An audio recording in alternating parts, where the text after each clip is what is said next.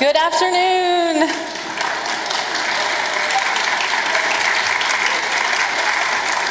Well, I'm Rachel Young-Fields. I'm the president of the Savannah Book Festival Board of Directors. Welcome to the final event of the 16th Annual Savannah Book Festival. I know, right? It's really difficult to believe that we only have one more afternoon together this festival, isn't it? How many of you guys spent the day with us yesterday in the squares? Wasn't it fantastic? I've received such nice feedback about the author lineup from so many of you, and I want you to know a lot goes into putting together the author lineup, only some of which we are able to control. But I would like to thank the Author Selection Committee for their thoughtfulness and diligence in curating the 2023 festival author lineup.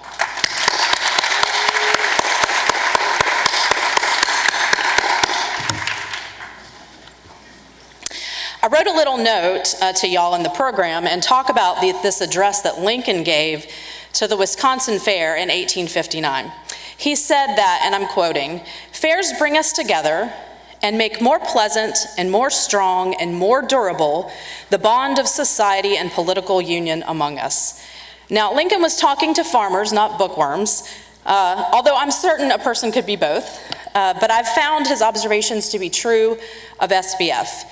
Each festival Saturday, I meet new friends and reconnect with old friends, gain perspective, and of course, pick up a book, or 12, I never knew I needed from an author that is new to me. We hope this is your experience also.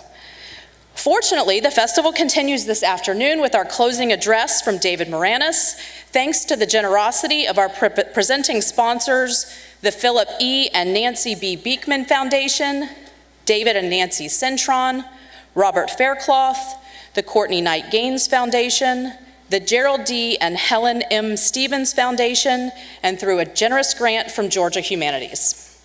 Thank you also to thank you.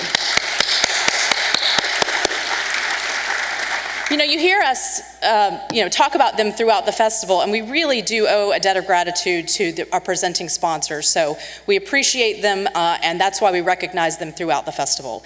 Thank you also to Mrs. Mara Savchin for sponsoring our closing speaker tonight, or this afternoon.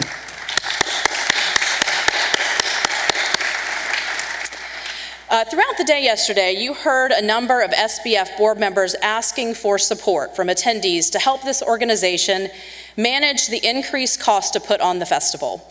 And I want to express my gratitude to the many of you who gave, and also to my fellow board members who support SBF behind the scenes and who give their time and resources to this organization throughout the year, not just on President's Day weekend. Would the members of the volunteer board of directors present today please stand? And please join me in giving them a round of applause.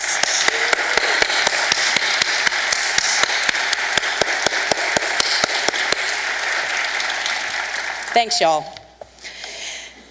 Thanks to your generosity, it looks like we raised more than $12,000 in donations yesterday.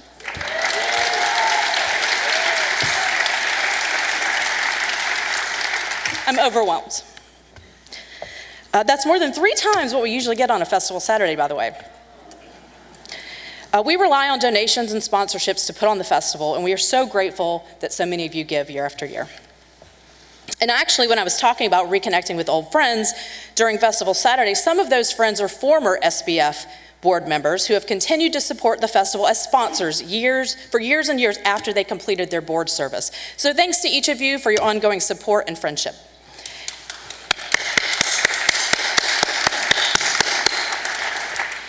And of course, thank you to our dedicated volunteers. We are so grateful to these folks for making the festival work like clockwork. Our ushers today are some of the approximately 200 SBF volunteers who have made this festival weekend happen. Please join me in giving a round of applause for members of Pros for Bros, Double Booked Divas, and the Shelf Indulgence Book Clubs.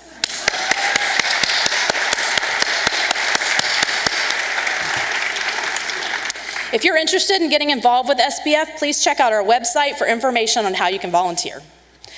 Well, some things don't actually work like clockwork, Yesterday, our third-party bookseller had a delivery issue and was unable to provide copies of Dr. Ilian Wu's book, Master, Slave, Husband, Wife, until later in the day. So we apologize to you and Ilian for this inconvenience, and we hope that you'll pick up a signed copy of Ilian's book today in the lobby when you're buying David's books. A few final notes before we begin. We ask that you do not use flash photography during the presentation. Who wants to come up and give this part of it? It's been over, right? And please turn off your cell phone or silence it now at this time. David will be answering questions following the presentation, and then we'll be signing festival purchased copies of his book. Now, it is my pleasure to introduce you to Margaret Coker, Editor-in-Chief of The Current, a not-for-profit independent news organization providing in-depth investigative journalism for Savannah and coastal Georgia. Margaret has won numerous national journalism prizes for investigative business and diplomatic reporting, as well as feature writing. She led a team of Wall Street Journal reporters named as finalists for the Pulitzer Prize in International Reporting in 2017. She is the author of The Spy Master of Baghdad and was a presenting author at last year's festival. Please welcome Margaret Coker.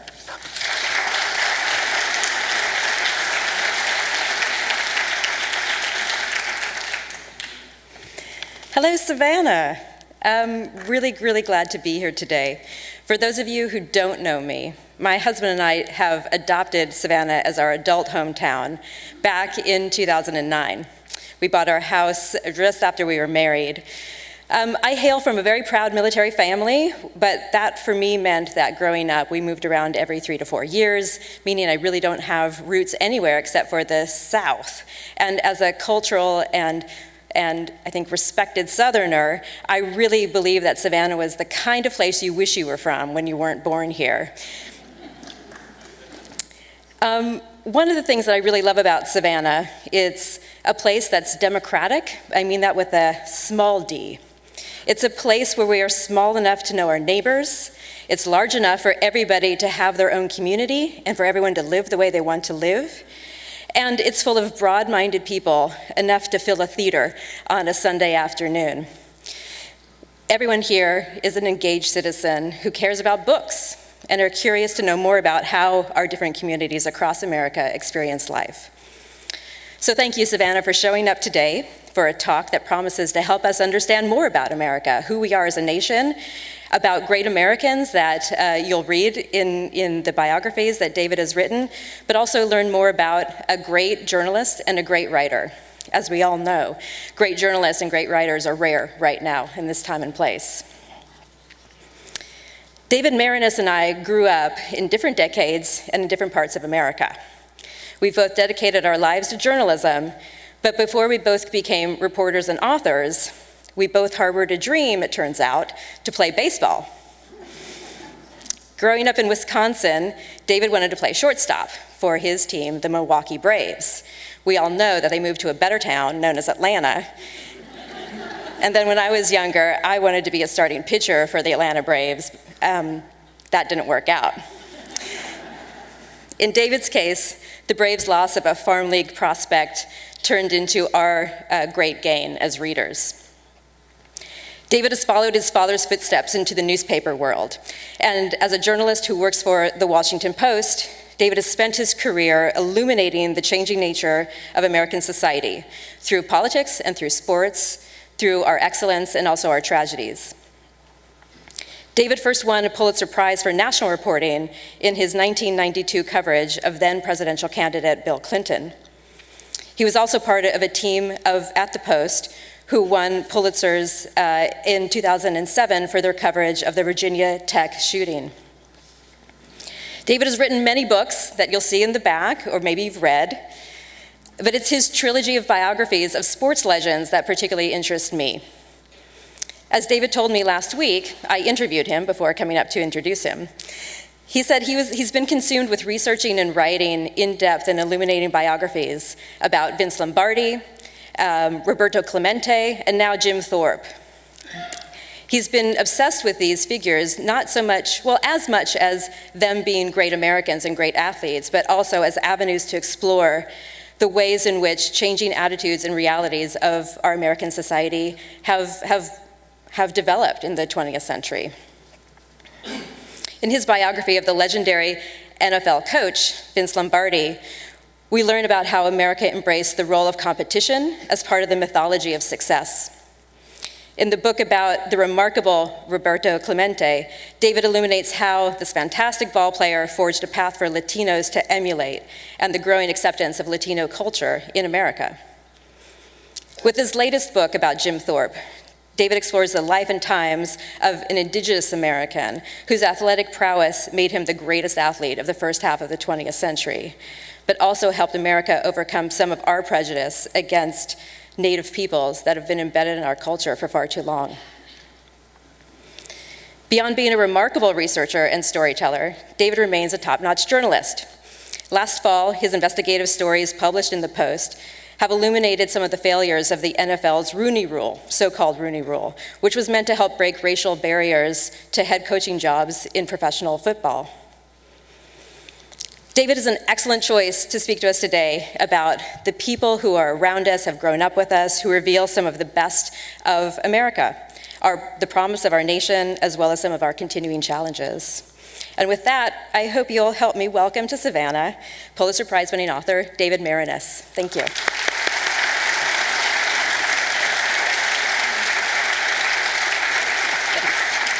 Good luck. Thank you, Margaret and Rachel and Tara and all of you for this wonderful book festival. I had the pleasure of just lolling around yesterday, walking from one venue to another. My wife and I occasionally, or quite often, getting lost, and some nice festival goer would say, "Where are you going?" And I'd say, "Well, I want to find this church." And they'd say, "Well, it's right behind you."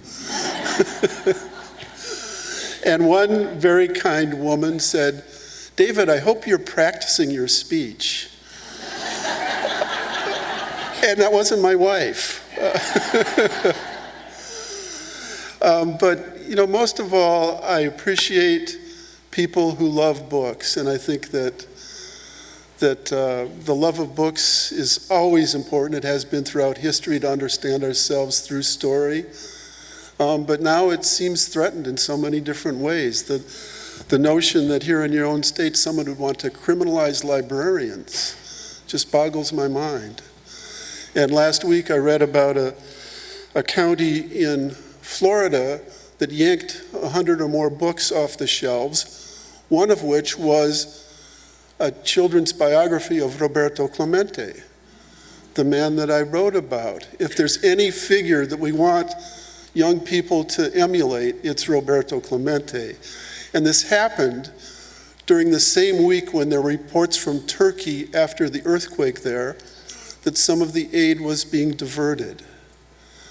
Now, Roberto Clemente died after he heard that the strongman dictator of Nicaragua, Anastasio Somoza, was diverting the aid after the earthquake that ravaged Managua and Nicaragua. And he said, "If I go, it will get to the people." And he got on a plane that crashed into the ocean. So the notion of taking a book away from young children about Roberto Clemente just really got to my soul. And I want to say that this should not be a political issue. Books should not, banning of books should not be a political issue. Everybody here loves books. It has to do with character and the freedom of reading and exploring places that you don't know about. And that's all it's about. As Margaret said, the Thorpe book is sort of the third of a trilogy of sports biographies. I'm not a sports writer. I love sports. She's right. I did want to play shortstop for the Milwaukee Braves. I haven't rooted for the Braves since they moved, I have to confess. When you're a young kid, it breaks your heart when your team moves away. But I do admire a lot of their players. In any case,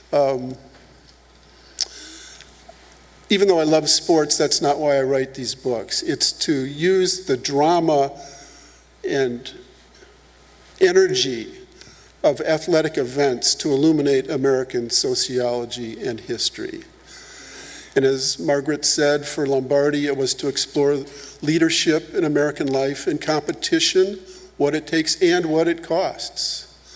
For Clemente, it was not just the rise of Latinos, but also, so many sports figures are called heroes, and almost none really are in the true definition of the word, and Roberto Clemente was. And I wanted to take a look at his life and death. Someone whose motto was, if you have a chance to help others and fail to do so, you're wasting your time on this earth. Thorpe became the natural third part of that trilogy, even though I resisted it for 20 years. I was on a book tour more than 20 years ago in Denver, talking about my book about Vietnam in the 60s, when a gentleman from the Oneida Nation in Wisconsin approached me afterwards. He was a writer living in Denver, and he said, "David, I have your next book." And he handed me a sheaf of papers about Jim Thorpe. And I politely said, "Thank you. I'm working on a biography of Roberto Clemente, and I don't take advice from anybody about what book I'm going to write, because it has to come organically from within me. I become obsessed with a book and spend 3 or 4 years on it. It has to be something that I truly want to do." But he planted the seed, and it grew 20 years later. It just became the natural for me to round out that trilogy. Not because Jim Thorpe was this brilliant, electric athlete who did things that no one else has ever done. Not just an All-American football player, the first great player for the National Football League, in the first class that went into the Hall of Fame, the first president of what became the NFL, but also that brilliant all-around track star who won the decathlon and pentathlon in Stockholm in 1912, and played Major League Baseball. A lot of great athletes, including Bo Jackson from down here in the South, but none of them did everything that Jim Thorpe did. He was also a great skater. He played ice hockey, lacrosse. He was a champion ballroom dancer. I even hear he was good at marbles. So everything about Jim Thorpe attracted me in that sense. But that was just the way to get the energy for the book, which I wanted to explore the Native American experience through his life.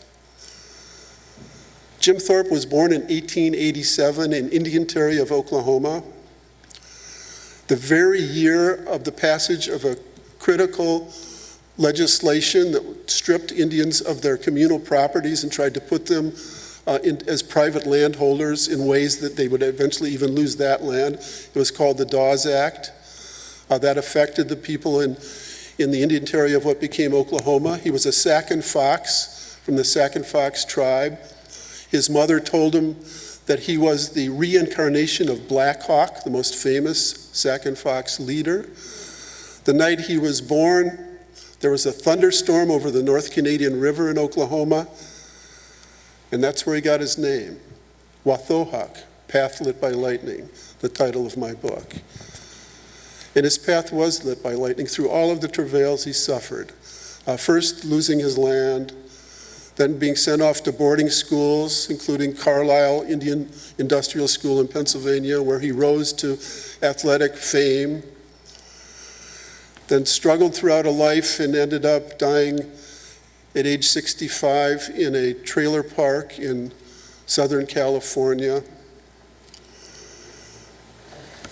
So many travails that he went through during his life. And I wanted to explore that. The year he died, 1953, was just like 1887, another benchmark in the way this country treated Native Americans. Detribalization, an attempt to eliminate all Native American tribes and just fully inculcate them into American society, which was the effort of the boarding schools, of the Dawes Act of 1887. Everything that went through Jim Thorpe's life was an effort by white society to essentially eliminate Native Americans and turn them into white people. It didn't work, as I'll talk about at the end. But I've been on tour off and on since August, and when that happens for an author, you tend to tell a story by rote after a while. It can come out so easily you're not even thinking. And I thought for this presentation I would change it up a little, get back to Thorpe at the end, but sort of tell you about how I do things and take you through some of the other books in ways that will illuminate my process. Some of you might have been to hear David Maraniss yesterday. He gave a great talk about Breathless, his book about the search for understanding the coronavirus. And he used the same exact phrase that I've used forever: go there. I talk about the 4 legs of the table of my work process, and the first leg of that table is always go to the places that I'm writing about to understand the culture and sociology and geography of the forces that shaped someone. So for my book on Vince Lombardi, 1996, the week after I'd been covering Bill Clinton's re-election campaign, I turned to my lovely wife, Linda, and uttered the immortal words, "How would you like to move to Green Bay for the winter?"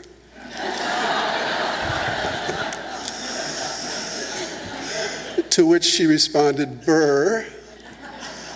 But we did, and we settled up there. It happened to be a year when the Packers, my childhood team, went all the way to win the Super Bowl. But we got up there in November, and within a week of my arriving, a local gossip had told the newspaper that the Clinton biographer was living in this small village north of Green Bay, Brussels, Wisconsin. And the next day, the story was in the Green Bay Press-Gazette. You know, Maraniss, this Clinton biographer, is living up here to write a book about Vince Lombardi, and here's his phone number. Which sounds sort of like it was an intrusion, but it was fabulous. I would go off during the day to interview people in Green Bay and come back, and this was still the era of tape phone recorders where you'd push a button and they'd play back all of your, on an old rotary phone. And we'd come back and I'd play it, and first message was, "Hey, I hear you're writing a book about Guy Lombardo." Not quite. But then I'd get calls from people I could never have found otherwise. I mean, I had a huge list of people I wanted to talk to, but I got a call from a guy who was the newspaper delivery boy back in the early 1960s in Alloway, a part of Green Bay, and the Lombardi house was on his route. And he said for his entire childhood, he was scared to death that when he went to collect on that house and pushed the button that the coach would answer. And finally, usually it was Marie, his wife, and finally one day the door opens, "What do you want?" And the kid said he ran away. He was so afraid of Vince Lombardi. There's so many stories that I got out of that experience that I couldn't have gotten any other way. But there's also another element to going there. And that came home to me the most profoundly when I went to Jakarta, Indonesia, as part of my research for my biography about the forces that shaped Barack Obama. I went to this suburb of Jakarta, Menteng Dalam, and walked the narrow streets of where young Barry Sotoro, that was his name then, his mother had remarried to an Indonesian, and little Barry at age 5 and 6 was thrown into this culture, you know, all of the street foods and the smells and sounds of the mizens and the narrow streets. And he went to a little Catholic school there, Assisi. He didn't go to the international school. He had to sink or swim learning Bahasa Indonesia, the local language. And it was only then when I was there standing right out in front of the little house that he lived in that I became overwhelmed by a sensibility of the extraordinariness of his story.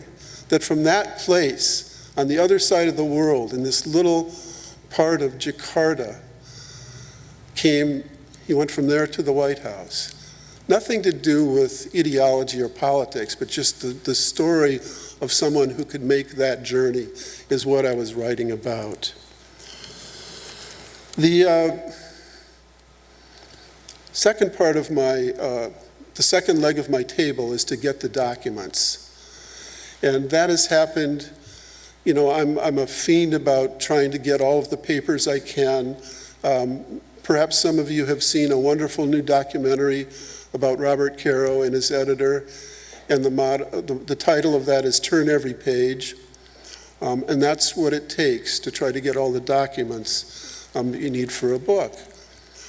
So for the Thorpe book, I visited 20 different archives around the country, including the Beinecke Library at Yale, where they had the papers of the founder of the Carlisle Industrial School and of the great Native American novelist N. Scott Momaday, who was obsessed with Thorpe and even wrote a screenplay about him, which was never produced. But all of this material that I couldn't get elsewhere. So you can go to certain archives like the National Archives in Washington, the Library of Congress, obviously the archives that dealt with the Indian School. But there are also other places that you find for your book. And sometimes going there leads to something, documents that you wouldn't expect otherwise. And that first hit me for my first book, the biography of Bill Clinton. I went there to Hope, Arkansas, where he was born in this remote part of southwest Arkansas. There was one motel there, I think a Super 8 on the edge of town. And when I checked in, the night clerk said, "What are you doing here?" And I said, "Well, I'm researching Bill Clinton." And she said, "Oh, Billy, I'm his great aunt." And it turned out that half the people in Hope said they were related to Bill Clinton, and the other half probably really were, if you know the Clinton story. But in any case, I came home the second, this was springtime in southwest Arkansas. The mimosa trees were blooming. I'm a pathetic asthmatic, allergic to everything that blooms. And I came back and she saw my shape and said, "Oh, David, I'm so sorry. Why don't you come to my house tonight and I'll give you a potion that'll cure your allergies." So I went to her house and she gave me something that actually made me sicker. But she said, "By the way, up in the attic, I have all of Bill Clinton's Mama's effects." And as you Southerners know, Mama is Southern for grandmother.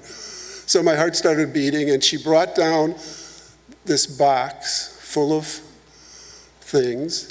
And at the very top, I saw stationery that said Georgetown University. And it was a stack this thick of letters that Billy Clinton had written his grandmother from Georgetown that I never would have gotten any other way. That really revealed what he was feeling. You write to your grandmother, you might not tell her everything, of course, especially in his case. But nonetheless, it's so much better than an interview from 40 years later to get somebody at that moment. And it really had a lot of revelations for me and really led to making me feel that I could do that book.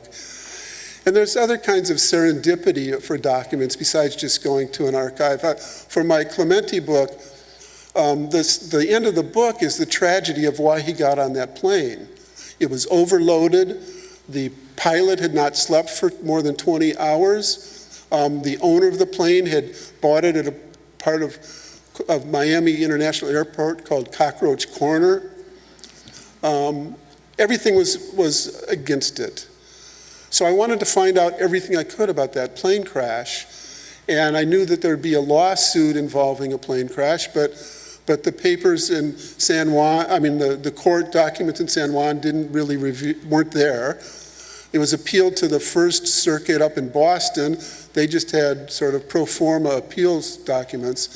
Finally, I was finding all the lawyers involved, and turns out that a key lawyer was 2 blocks from the Washington Post. I get him at the end. So I went in and started interviewing him, talked to him for about 3 hours, and finally he said, "Okay, you're the guy.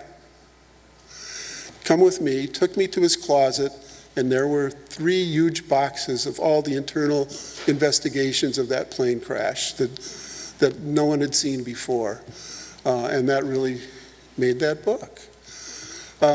For my Thorpe book, I started by interviewing as many Native American activists I could, first to find out whether I was the one to do the book. They encouraged me to do it. And one of them, Suzanne Harjo, who probably isn't very popular in Georgia because she campaigns against Indian nicknames for football teams or baseball teams. But in any case, she told me that someone had interviewed her father because he had met the great man, Jim Thorpe, once in Oklahoma. Suzanne was from the Muskogee tribe in Oklahoma, and that's where Jim Thorpe was from as well, from the Sac and Fox nearby. So I said, well, who did that interview? And she said, well, it was David Hurst Thomas, who is the chief archaeologist, anthropologist at the Museum of Natural History in New York. So I went up to New York. First I contacted him. He said, yeah, come on up. Went up to his office on the 5th floor in the, back in the bowels of that fabulous building. He was in his book-lined office with all kinds of artifacts around. He was sitting at a desk which had belonged to Margaret Mead, who worked with him. He had his cowboy boots up on the desk, which I thought was, well, I wouldn't have put him on that desk. But anyway, we talked for a couple hours.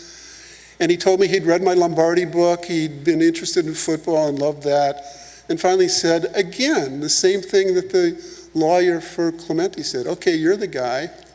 He said, I was obsessed with Jim Thorpe. I spent 10 years researching him, but I couldn't write the book. I couldn't figure out how to do it. And it's been waiting for you. And I have 10 boxes of archival material. I had taken the train up to New York, so I said, okay, I'll be right back. Went back to DC, got my car, told a friend, we went up there and loaded it up. And those documents saved me years of work, and it turned out particularly important because this book was a COVID book. I never got to go there. I wanted to go to Stockholm for that book. Couldn't because of COVID. My wife, who went to Green Bay to live, I've been making it up to her ever since. I took her to San Juan, Puerto Rico for Clemente, and to Rome for my book on the 1960 Olympics, and to Vietnam for my book on the Vietnam War. And finally in August we're going to Stockholm, but it's too late for the book. But in any case, it was so important to get those documents because COVID affected everything I was doing from then on. The third leg of the table is to interview as many people as I can. For the Clinton book, it was 450, and I could have interviewed 10,000. The Thorpe book was unlike any of the others because he died in 1953. There was absolutely no one alive who had intersected with him except perhaps as a child who met him but didn't really have any memories that could really flesh him out.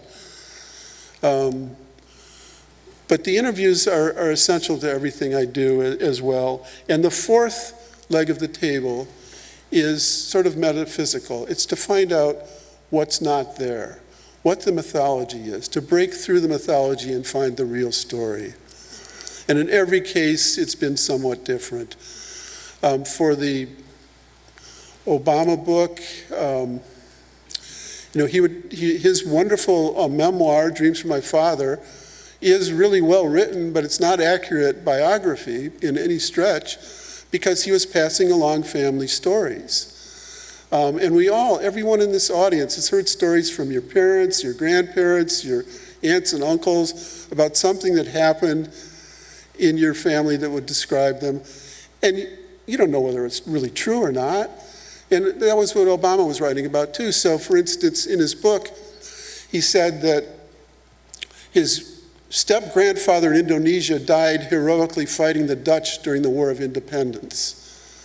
When I went to Indonesia, I discovered that he actually died falling off an ottoman in his living room trying to change the drapes. He had a heart attack.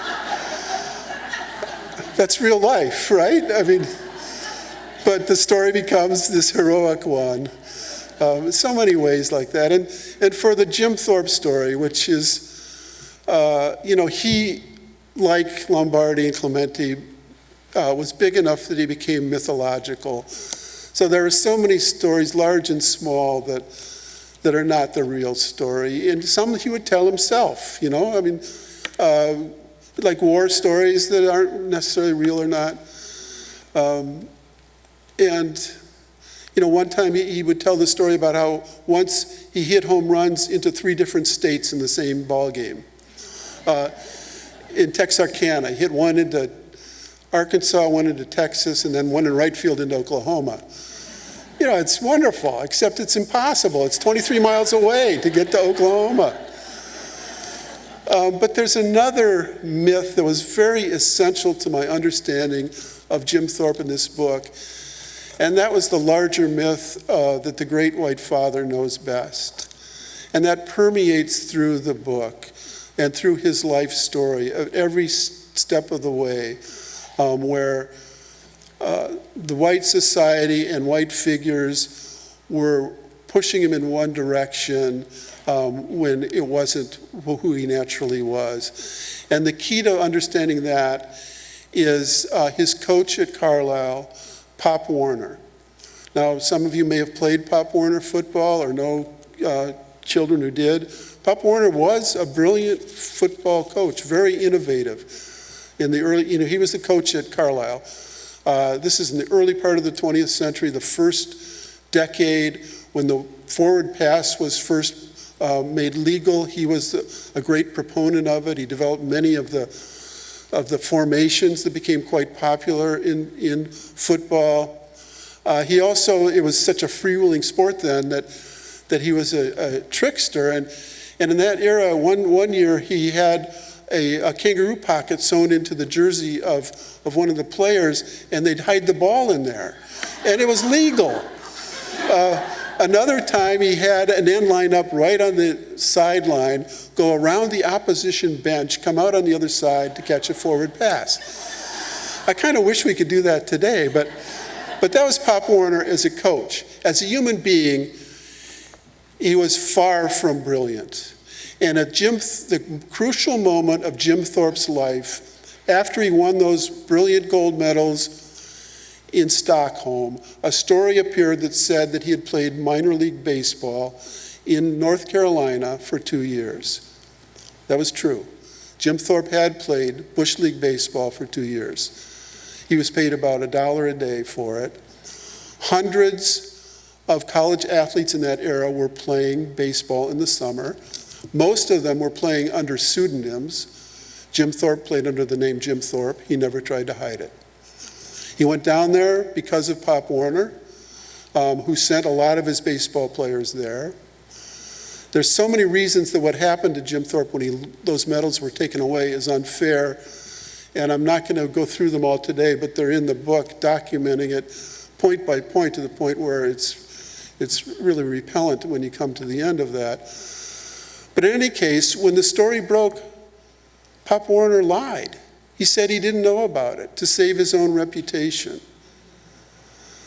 And yet, when the first movie about Jim Thorpe was made in 1951, starring Burt Lancaster, not exactly a Native American, but a movie star and a great athlete, the movie is sympathetic in every respect, but it's wrong in that worst respect, which is the narrator of the movie is Pop Warner.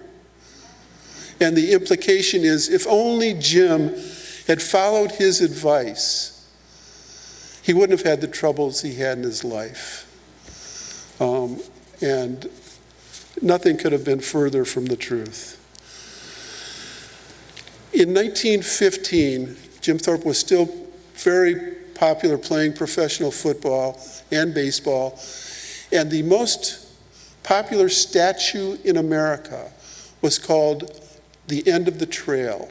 It depicted an Indian slumped on horseback, depressed, his spear facing downward. And the connotation was, it was all over. The Native Americans were a dying race. 1915, there there had been fewer than 300,000 Native Americans left. And it might go down to zero because of the American policies. But it didn't happen. And I often think about that statue and what represented as a symbol of Jim Thorpe in his life. He went through a lot, endured a lot, but he kept persevering. And in that sense, I write at one point, Thorpe's unparalleled athletic achievements did not make his life triumphant. His days were marked by loss, the loss of tribal lands, the loss of his twin brother in childhood, the loss of his namesake son at age 3 in the great influenza, the loss of his Olympic medals and records, his loss of money and security and equilibrium. There's a temptation then to view his story as tragedy, but I emerged from my study of his life with a different interpretation. It's also a story of perseverance against the odds. For all his troubles, whether caused by outside forces or of his own doing, Jim Thorpe did not succumb. He did not vanish into whiteness. The man survived, complications and all, and so did the myth. Thank you very much.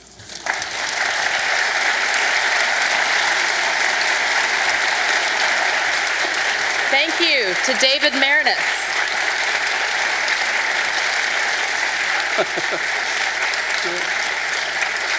Please accept this book from the Savannah Book Festival. In just a minute, we're going to take a few questions from David, but first, I'd like to present this token of appreciation and thank you for being with us. After the Q&A, we'll be signing, not me, nobody wants my signature. David will be signing, can I join you? You probably have neater signature. No, festival purchase books at the table on the right-hand side. So now we'll take some questions from the audience. Please raise your hand and one of the volunteers will find you with a microphone. And please ask only one question and save the storytelling for David.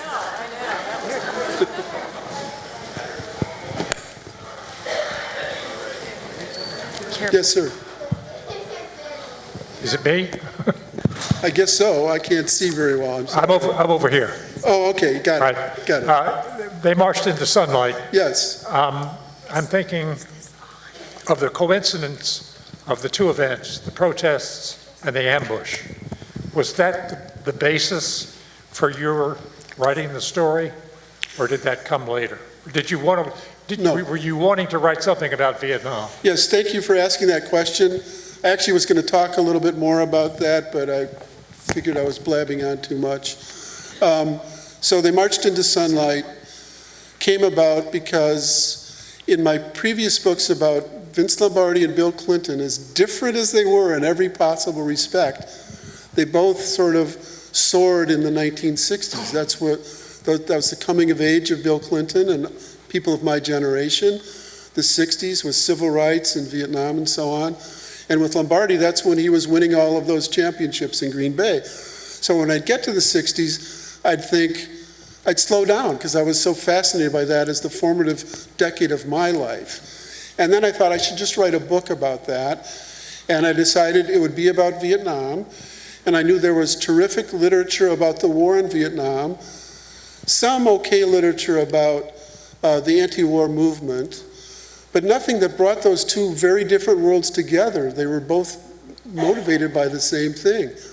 And so that's when I went to I knew about the protest at Wisconsin because I was a freshman that year at the University of Wisconsin, October of 1967. And I remember being on the outskirts of the crowd, wearing my first blue jean jacket, as the police marched into the Commerce Building and kids came out with bloody heads. It was the first violent confrontation on a college campus. It was a protest against Dow Chemical Company, the makers of Agent Orange and napalm. I went to the library at the Washington Post and said, what was going on in Vietnam that day? Because I wanted to bring those worlds together. And that's when I found a small story about a battle in Vietnam in which 61 men were killed. It was an ambush. And it was only a couple of paragraphs, and only that because two famous people were killed in the battle. Terry Allen Jr., the son of the famous World War II General, Terrible Terry Allen, and Donald Hollader, who was an All-American football player at West Point, for whom the arena at West Point is now named the Hollader Center. So that's how that came together. And then everything serendipitously emerged from there, and how these two events could coincide and converge.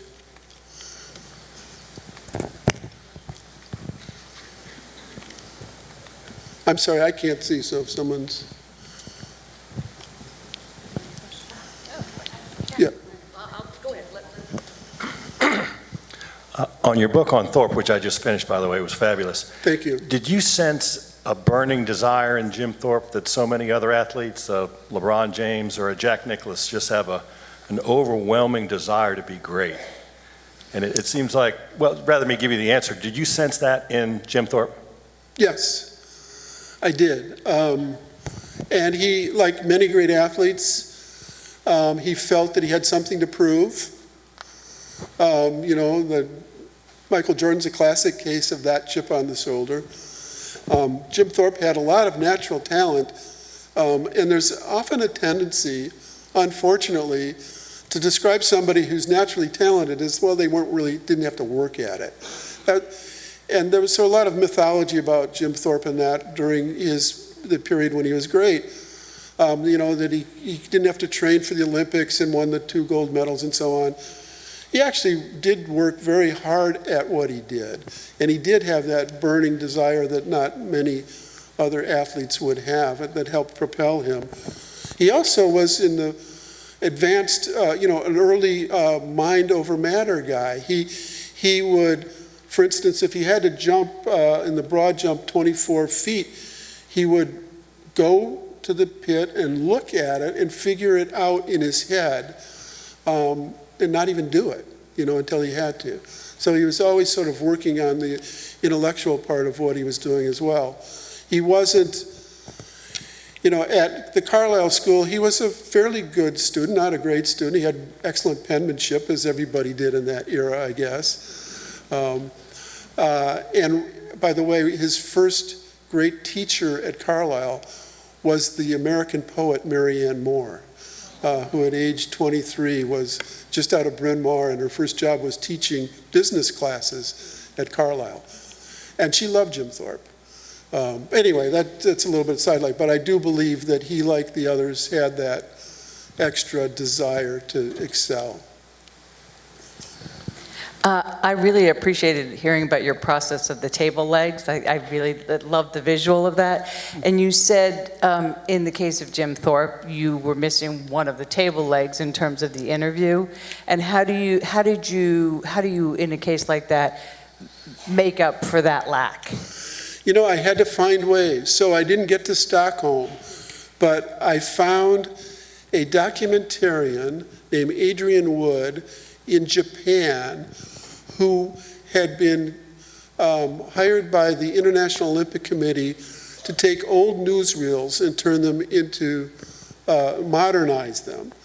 And he did 1912, and he sent it to me, and it was 2 hours. There was no sound, but it was modernized in the sense that, so many times when you see a newsreel from that era, it's Babe Ruth herky-jerky, running the bases or whatever.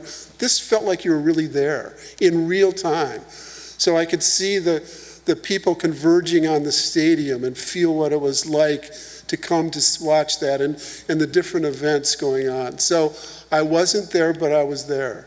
And I had to find ways like that for a lot of things, because COVID prevented me from what I usually do. Thank you for asking that.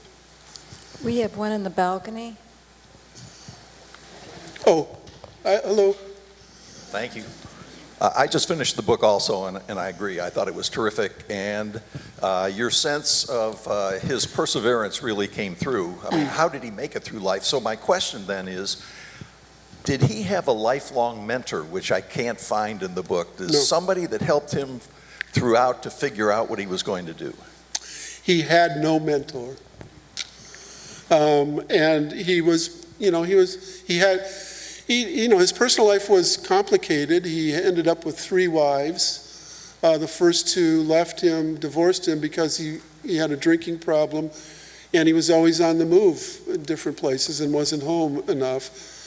His third wife certainly wasn't a mentor, but she was as hardened and tough, or harder than he was, and was manipulative, but also protective of him. But no, I mean, Pop Warner you would think would be the mentor, and Pop Warner thought he was the mentor, but my conclusion was it was not a healthy relationship. So everything Jim Thorpe did was pretty much on his own. Yes, ma'am. Oh, there's one over there too. I'm up here.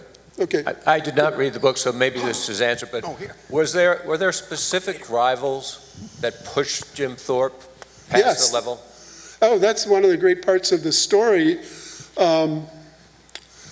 Well, it depends on the sport, but in football, especially in college at the Carlisle Indian Industrial School, the great football teams of that era weren't Georgia or LSU or Alabama or Oklahoma. They were Harvard and Yale and Penn and West Point. And those were his rivals. And there were players on each of those teams, including at West Point, a young linebacker and halfback named Dwight David Eisenhower, who before the game had plotted with one of his teammates that they were going to knock the great Jim Thorpe out of the game by hitting him high and low at the same time. They actually, wanted to maim him. And at one point in the second half, they did hit him high and low. He was groggy on the ground for 30 seconds, got up and kept playing, and then knocked Eisenhower out of the game. And that's not the only reason, but Ike never played again. And by the way, going back to that, when hundreds of college athletes were playing baseball under pseudonyms, one of them was Dwight Eisenhower, who played under the name Wilson in the Kansas State League. So he did have a lot of rivals. I was going to mention the Eisenhower thing, but there's a reference to Patton. Yes. And there's another fine individual, I think, that he played against a couple. George S. Patton. Thorpe's life intersects with almost everybody of that era in different ways. Patton was on the 1912 Olympic team. He competed. There were two events that had the name pentathlon in them. One was the normal pentathlon of normal track and field events. The other was the modern pentathlon, which essentially was military events. It was fencing and horseback riding and rifle shooting, and Patton competed in that. He later fibbed about how well he did. He said he would have won, except in the target shooting, he was so precise that the bullets went right through and didn't even show up. The judges sort of scoffed at that. And he also, this is 1912, he took drugs to help himself. He took opium before his running, which was, and actually collapsed at the end because of that. But that was George S. Patton. And another figure in those 1912 Olympics was Avery Brundage, who, along with Pop Warner, is kind of the villain in my book. I think of Brundage, who later became the president of the International Olympic Committee for decades, and I always thought of him as sort of this fat cat potentate, going from fancy hotel to hotel in Europe and collecting Asian art.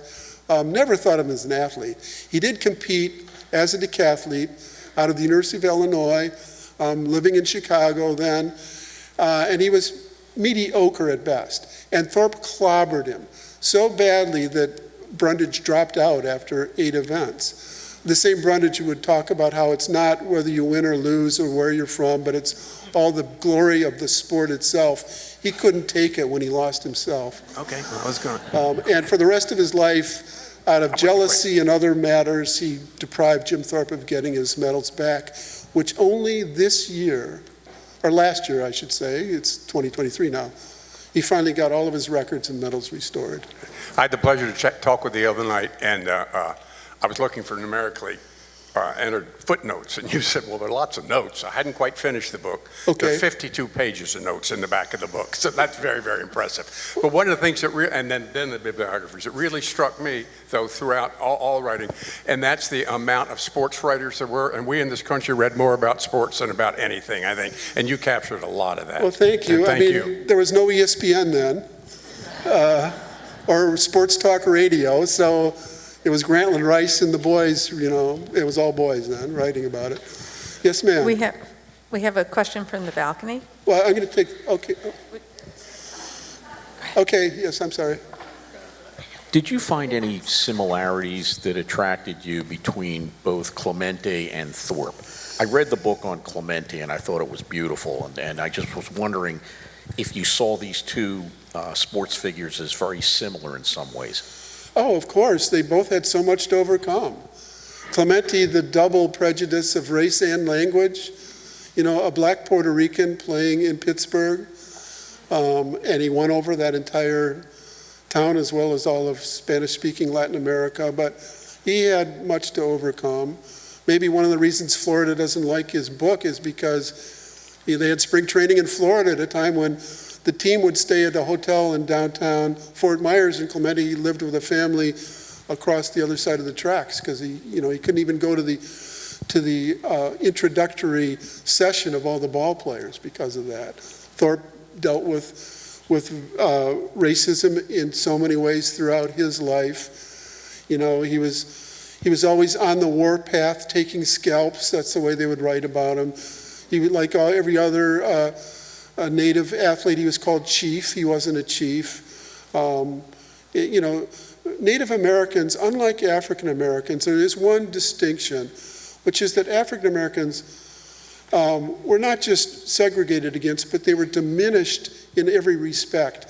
Native Americans were faced, you know, they all of them faced forms of genocide, but Native Americans were also romanticized so that, you know, white people would proudly say that they have some native blood in them. They would never say that about being African American because then they'd be ostracized in a way that they weren't. So that's the one distinction, but in terms of what drove them and what they had to overcome, I saw many parallels.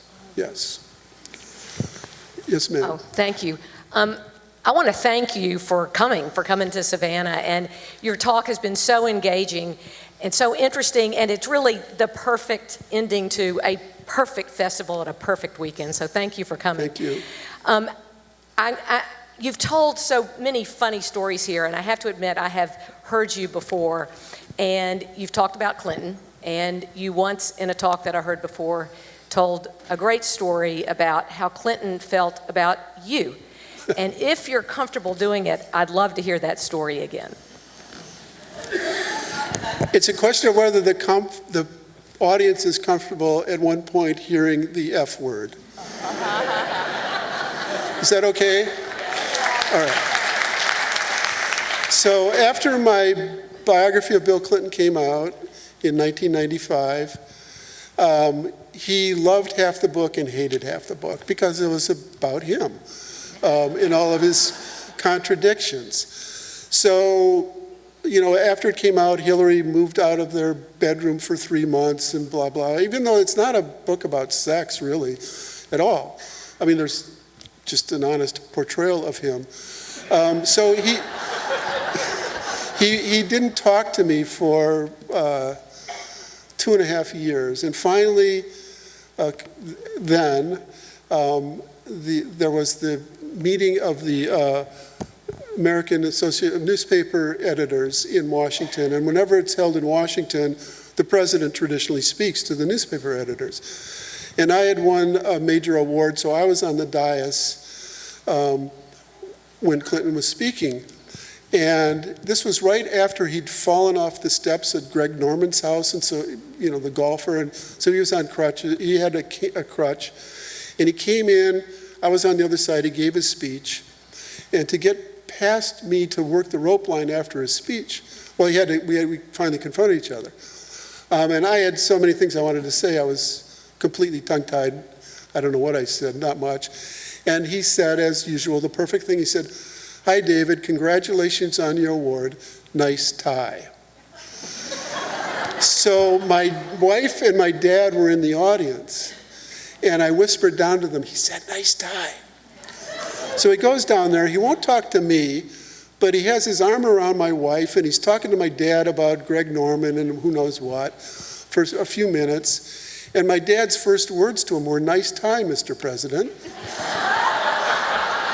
So then a few months later, I was in New York at dinner, and one of the people there was George Stephanopoulos, who had been, Clinton's guy. And George said, "Well, David, did Clinton ever talk to you after his book came out?" And I said, no. I mean, well, yeah, once. I mean, all he said was "nice tie." And then he said, "Well, you know what that means in Clinton's private lexicon?" And I said, "Well, no, I really don't." And he said, "Well, it means fuck you." And I said, "Oh, I'm glad my father responded in kind."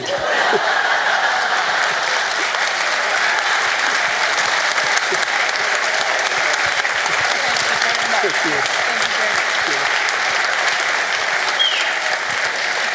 David Maraniss, ladies and gentlemen, thank you very much for being with us. That concludes the 16th Annual Savannah Book Festival. See y'all next year.